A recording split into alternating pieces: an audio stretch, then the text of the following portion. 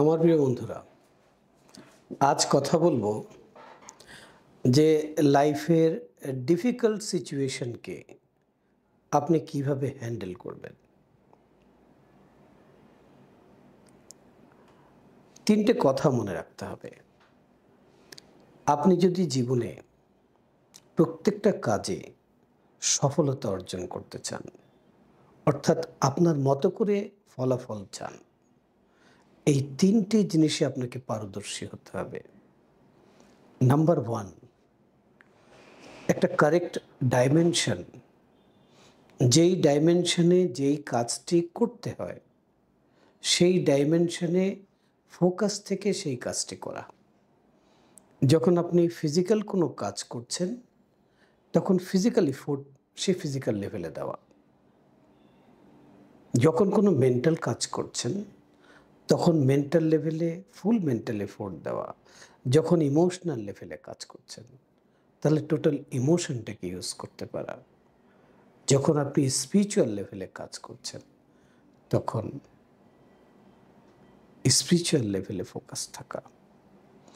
এই ছোট্ট বিষয়টি, এই যে চারটে ডাইমেনশন আমাদের লাইফে আছে, যারা এই ডাইমেনশনগুলোকে ব্যালেন্স রেখে জীবনটাকে যাপন করতে পারে না, তারাই কিন্তু লাইফে সব দিক থেকে সাকসেস হয়। আর প্রত্যেকটা লেভেলকে, প্রত্যেকটা ডাইমেনশনকে প্রপার ইউজ করার জন্য, থাকতে পারার জন্য, নিজেকে ধরে রাখার জন্য যেটা শেখা খুব জরুরি সেটা হচ্ছে আলফা লেভেল প্র্যাকটিস, যেটা আপনাকে সিলভা মেথড একেবারে এডুকেশন ফরম্যাটে আপনাকে স্টেপ বাই স্টেপ হাতে কলমে শেখায়। তো বলছিলাম ডিফিকাল্ট সিচুয়েশন কিভাবে আপনি হ্যান্ডেল করবেন। তো প্রথমেই আপনাকে একটি গল্প বলি।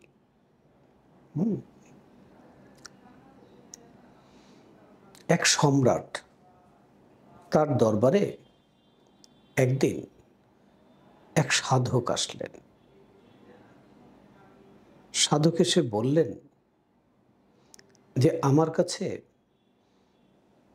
দুটো মূর্তি আছে, আমি এটা অনেক রাজার কাছে রাজদরবারে নিয়ে গেছি, কেউ সঠিক উত্তর দিতে পারে নাই। আমার এই দুটো মূর্তির বিষয়ে কেউ যদি সঠিক উত্তর দিত তাহলে মূর্তি দুটো আমি তাকে দিয়ে দিতাম। তো রাজ্যসভায় সব মন্ত্রীদেরকে নিয়ে বসে আছেন মহারাজ।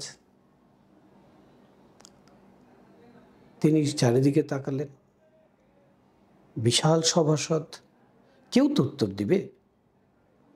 তো তিনি চ্যালেঞ্জকে অ্যাকসেপ্ট করলেন, বলো তোমার কি প্রশ্ন আছে। তো সে ব্যাগের থেকে দুটো মূর্তি বের করলো। দুটো মূর্তি দেখতে হুবহু একরকম, দেখে বোঝার উপায় নেই যে এই দুটো মূর্তি ভিন্ন কিছু। তো সে বলল এই দুটো মূর্তির মধ্যে একটা মূর্তি হীরের তৈরি, মহামূল্যবান, আরেকটি মূর্তি কাচের তৈরি, আর্টিফিশিয়াল। এবং সেই রাজা দেখলেন মূর্তি দুটো চমকাচ্ছে। তার প্রাসাদটা এমন ছিল যে সেখানে প্রচুর সূর্যের আলো আসতো। সূর্যের আলো সরাসরি মূর্তির উপরে পড়েছে, পুরো প্রাসাদ আলোকিত। তো রাজা আহ্বান করলেন যে আমার রাজ্যে এমন কেউ কি আছে যে এই মূর্তি দুটোকে এক দেখায় চিনতে পারবে কোনটা আসল আর কোনটা নকল।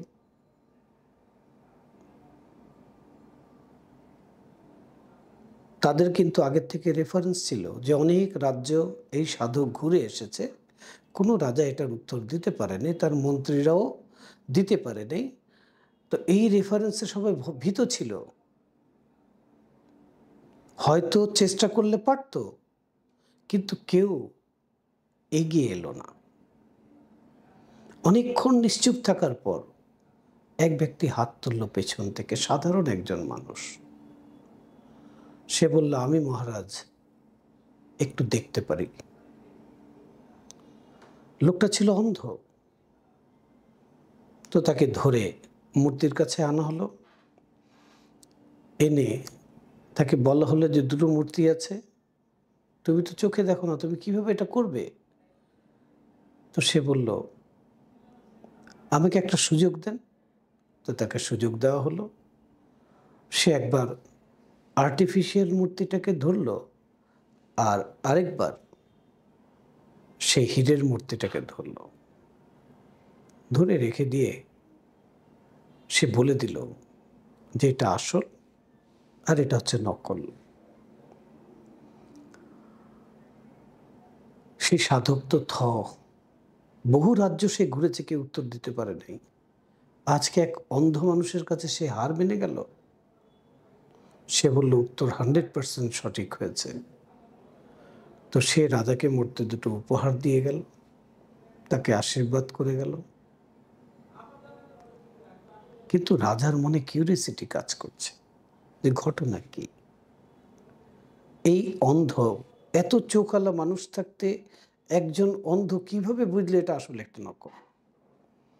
তো রাজা তাকে তার গোপন কক্ষে ডাকলো, তাকে জিজ্ঞাসা করলো যে তুমি কিভাবে চিনতে পারলে? তো সে বলল, মহারাজ খুব সহজ। আমি যখন আর্টিফিশিয়াল মূর্তিটাকে ধরেছিলাম তখন সেটা সূর্যের আলোতে তার টেম্পারেচারটা বেড়ে গেছিল, সে গরম হয়ে গেছিল।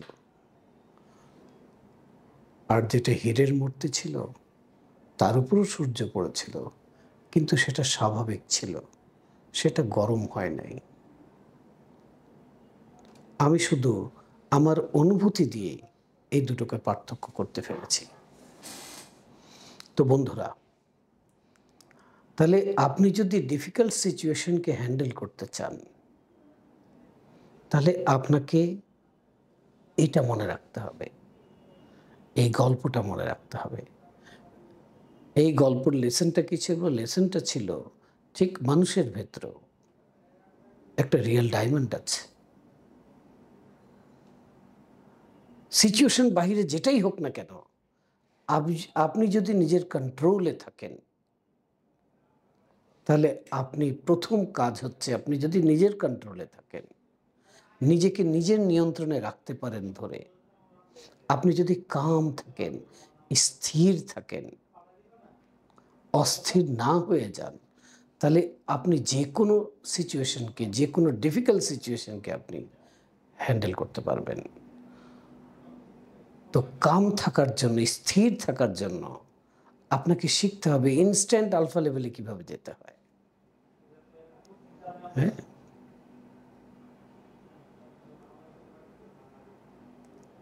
সিচুয়েশন যদি আপনাকে কাবু করে ফেলে, আপনি যদি সিচুয়েশনের নিয়ন্ত্রণে চলে যান, তখনই আপনি সেখান থেকে বেরোনো টাফ হয়ে যাবে। আপনাকে সিচুয়েশন নিয়ন্ত্রণ করার প্রয়োজন নেই, নিজেকে কাম রাখার প্রয়োজন আছে। নিজেকে কাম রাখার প্রয়োজন কেন আছে? ছোট্ট আরেকটি গল্প বলবো।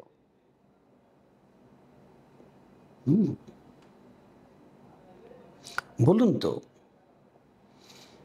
উত্তপ্ত পানি, উত্তপ্ত পানি 3টে কন্টেনারে বয়েল করা হচ্ছে, তিনোটার টেম্পারেচার হচ্ছে 100 ডিগ্রি সেলসিয়াস। যদি 100 ডিগ্রি সেলসিয়াসে একটা আলুকে ছেড়ে দেওয়া হয়, তাহলে কি হবে? তাহলে 10 মিনিটের মধ্যে আলু ভর্তা হয়ে যাবে। আর যদি একটা ডিমকে ছেড়ে দেওয়া হয়ে যায়, তাহলে ডিম 10 মিনিটের মধ্যে সেদ্ধ হয়ে যাবে। যদি ওই ফুটন্ত পানির মধ্যে আলু ডিম কিছু না দিয়ে একটু কফি বিন দিয়ে দেওয়া হয়,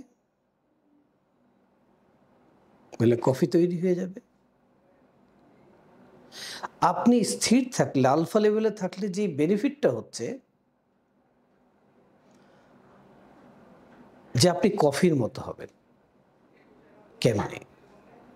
আপনি যদি আলুর মতো হন, আলু কি?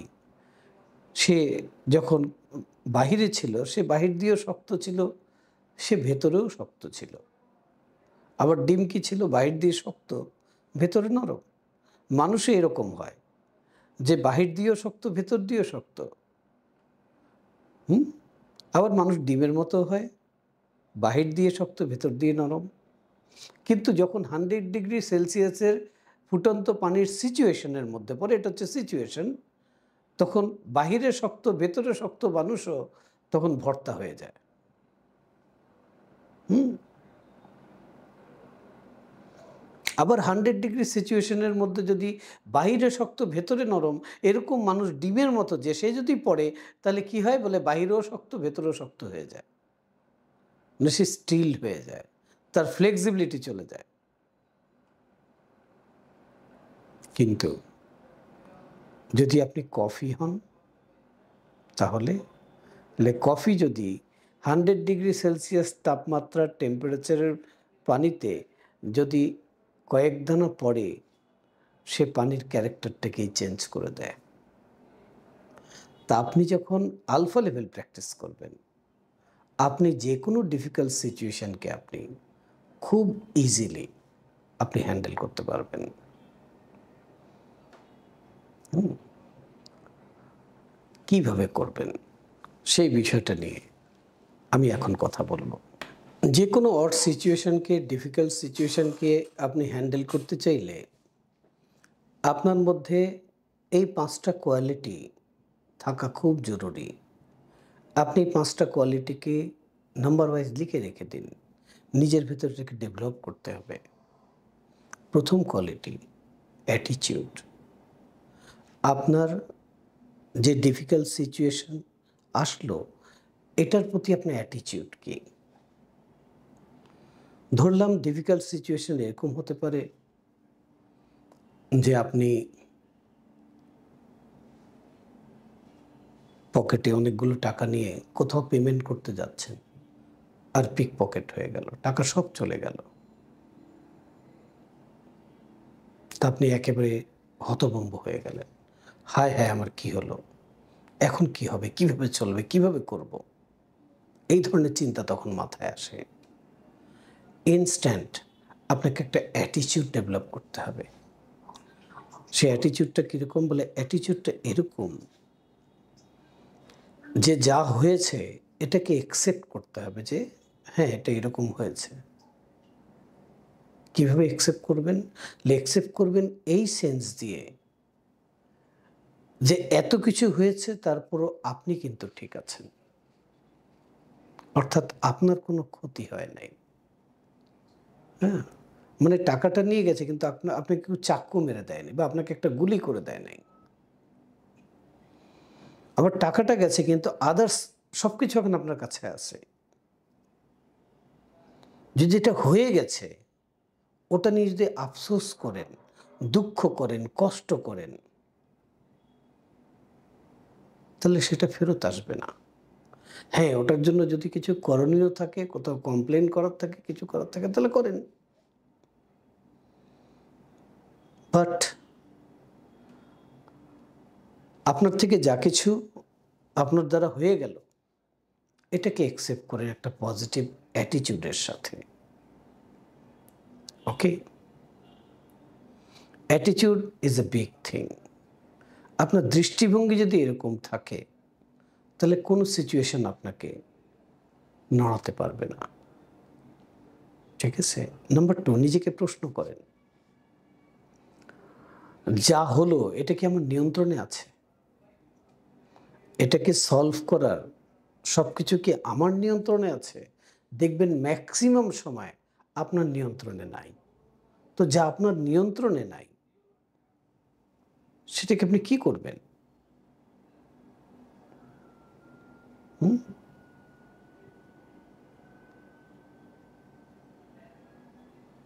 তো বিষয়টা কি বলে? বিষয়টা আউট অফ কন্ট্রোল। তো প্রথম কাজ আপনি কি করলেন? প্রথম কাজ করলেন অ্যাটিটিউড ডেভেলপ করলেন এটাকে অ্যাকসেপ্ট করার জন্য। কারণ যতক্ষণ অ্যাকসেপ্ট না করছেন, ততক্ষণ এটা নিয়ে কাজ করতে পারবেন না। নাম্বার 2, আপনি বুঝে নিলেন যে এটা আপনার কন্ট্রোলে নাই। যেটা আপনার কন্ট্রোলে নাই, সেটা নিয়ে বেশি ভাবতে যেয়েন না। সেটাকে ছেড়ে দেন। তাহলে আমি কি করব? নেক্সট স্টেপ, এর পরবর্তী প্ল্যান কি? এটা তো হয়ে গেল। এর পরবর্তী প্ল্যান কি? আপনি সামনের দিকে ফোকাস করেন। এখানে আটকায় যেয়েন না। ওকে? আপনার ফোকাস খুব ইম্পর্টেন্ট। আমাদের ম্যাক্সিমাম সময় লাইফে কোনো ডিফিকাল্ট সিচুয়েশন আসলে আমরা ফোকাসটাকে পেইনের মধ্যে নিয়ে চলে যাই। আর যদি পেইনের মধ্যে আপনার ফোকাস একবার চলে যায়, চারিদিক থেকে বিভিন্নভাবে আপনার কাছে পেইন আসবে। হুম? আপনাকে ফোকাস করতে হবে এখন যে এটা হয়ে গেছে, এটা ডান। এখানে আমি লস করে ফেলেছি, এখানে আমার দুর্ঘটনা ঘটে গেছে, এখানে আমি অসুবিধায় পড়ে গেছি, এখানে ডিফিকাল্টি হয়ে গেছে। ঠিক আছে, এখন নেক্সট স্টেপে কি? লাইফ কিন্তু অনগোয়িং। প্রতিনিয়ত জীবনের প্রতিটা মুহূর্ত পরিবর্তনশীল। কিছুই থেমে থাকবে না। আপনিও থেমে থাকবেন না। তো নাম্বার 4 হলো ফোকাস। এবার যা আছে আপনার কাছে সেটা নিয়ে গ্রেটফুল হন। যা চলে গেছে সেটা নিয়ে দুঃখ না করে যা আছে এটা নিয়ে গ্রেটফুল হন। এই গ্রেটফুলনেস আপনাকে স্ট্রেংথ দিবে। আমরা বলি না, যাক যেটা গেছে গেছে, আমি তো অনেক দিক দিয়ে এখন সেভ আছি, আমার তো জীবনটা বেঁচে গেছে, আমার আমার করার। আপনি মনে রাখবেন, আপনার যদি নিঃশ্বাসটা ঠিক থাকে বাকি সব চলে যায়, আপনি আবার সব করতে পারবেন। কিন্তু যদি আপনি ভেতর দিয়ে ভেঙে পড়েন, বাহিরে সব ঠিক থাকবে, তখন আর আপনি গড়তে পারবেন না। আমরা বেশিরভাগ মানুষ ভেতর দিয়ে ভেঙে যাই। যখন কোনো ডিফিকাল্টিতে পড়ি, ভেতর দিয়ে ভেঙে যাই। বাইরের অ্যারেঞ্জমেন্টগুলো আস্তে আস্তে ঠিক হতে থাকে, কিন্তু ভেতর দিয়ে ভেঙে যাওয়ার কারণে আর বাহিরের জগৎটার মধ্যে আমরা প্রোডাক্টিভ কিছু করতে পারি না। মনে রাখতে হবে, বাহিরের জগৎ থেকে ভেতরটাকে এফেক্টেড করা যাবে না। ভেতরের জগৎটা হচ্ছে আপনার, আপনার নিয়ন্ত্রণে। আপনি যেইভাবে চাবেন সেইভাবে রেসপন্স করবেন, যেভাবে চাবেন সেভাবে অ্যাকশন করবেন, যেভাবে চাবেন সেভাবে অ্যাক্টিভিটিস করবেন, যেইভাবে চাবেন সেভাবে আপনি চিন্তা করবেন। কারণ জগৎটা তো আপনার, নিয়ন্ত্রণ আপনার কাছে। বাহিরের জগতের নিয়ন্ত্রণ আপনার কাছে নাই। তা আপনি চিন্তাটা এইভাবে করুন যে আমার অনেক কিছু এখনো আমার কাছে আছে, আমার নিঃশ্বাস চলতেছে, আমার কাছে টাইম আছে, আমার কাছে সুযোগ আছে,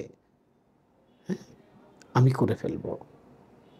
আপনি পারবেন, কারণ এখানে পারার সেই নিউরনাল সিস্টেম আপনি আগে করে ডেভেলপ করে রেখেছেন। আপনি পারবেন।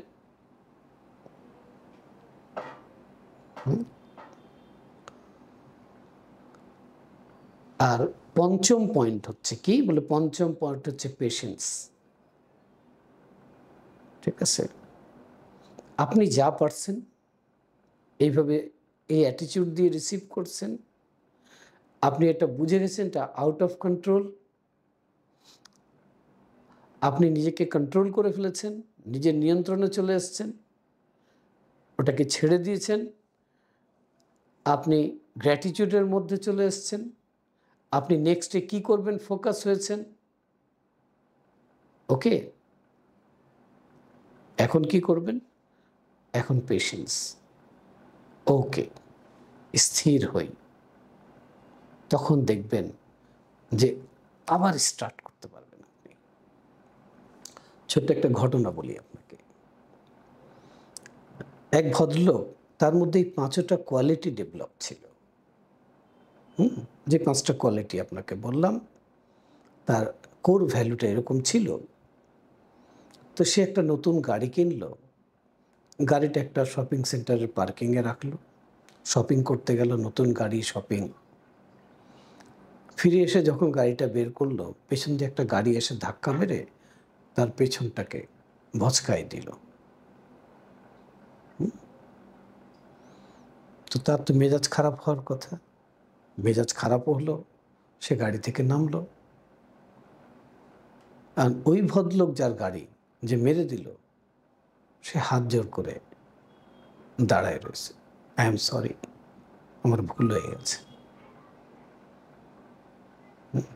আপনি কি করবেন? আপনি হইচই করবেন, হট্টগোল করবেন, তাকে ধরে মারবেন, জরিমানা নেবেন, কি করবেন? সে ইনস্ট্যান্ট কি করলো দেখেন। সে এখন সরি বলল,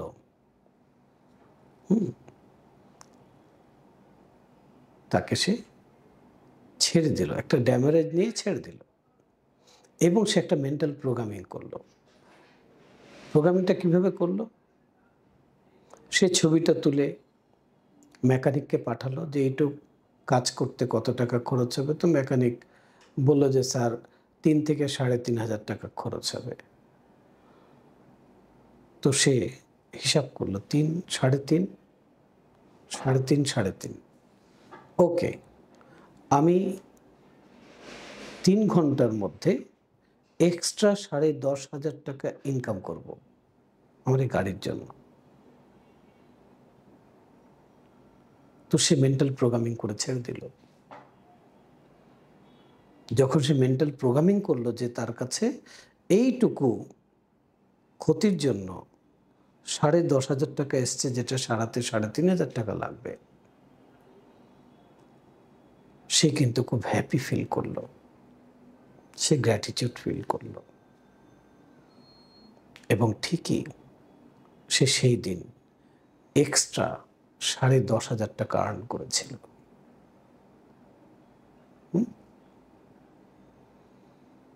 মনে রাখতে হবে, জীবনটা হচ্ছে পরিবর্তনশীল। এই পরিবর্তনশীল জীবনে সব কিছুই পরিবর্তন হবে সময়ের সাথে সাথে। আপনাকে সেই পরিবর্তনের সাথে তাল মিলিয়ে মিলিয়ে জীবনযাপন করতে হবে।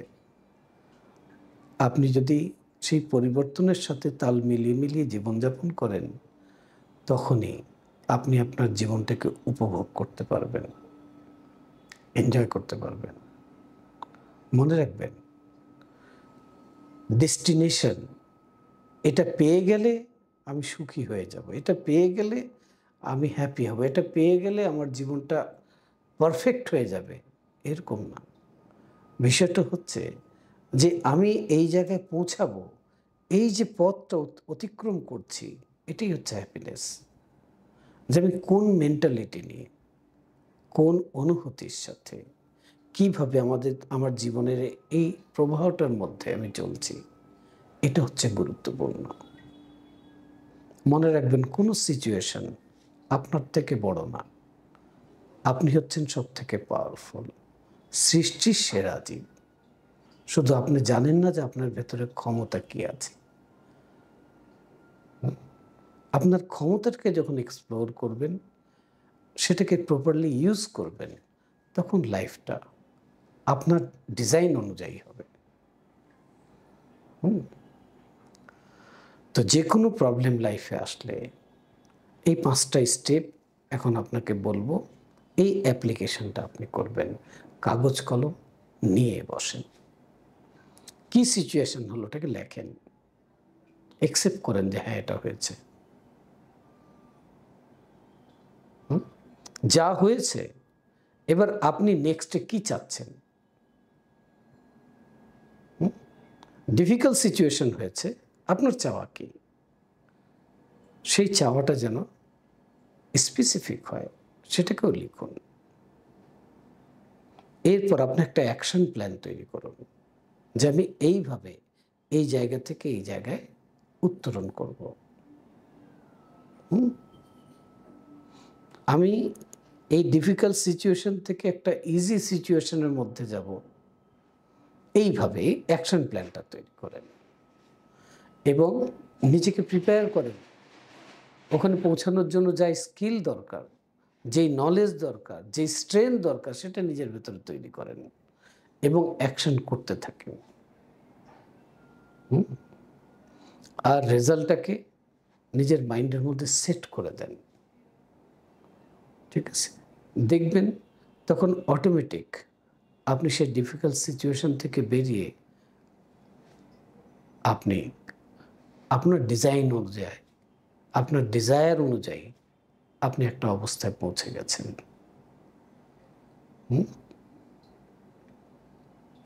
তো এইভাবে স্টেপ বাই স্টেপ আপনি নিজেকে তৈরি করতে পারেন।